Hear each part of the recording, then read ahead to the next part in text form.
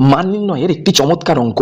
যদি a/2 সমান b/5 সমান c/8 হয়, তবে a - b + c/b এর মান কত? অনেকে a b c এর এই গোঁজামিল অঙ্কগুলো দেখলেই ভয় পেয়ে যায়, কিন্তু এখানে একদম সাধারণ a/2 বা b/5 বা c/8 এর মানেই হলো a এর মান 2, b এর মান 5, c এর মান 8। যার নিচে যে সংখ্যাটা থাকছে সেটাই তার মান। তাহলে a b c সব যদি বেরিয়ে গেল, এবার সরাসরি মান বসিয়ে দাও।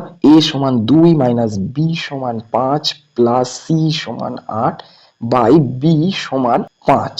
এবার সাধারণভাবে সমাধান করো। 8 + 2 10 -5 সমান মানে 5 বাই নিচেও 5, কাটাকাটি করলে 5 দিয়ে 5কে কাটলে 1।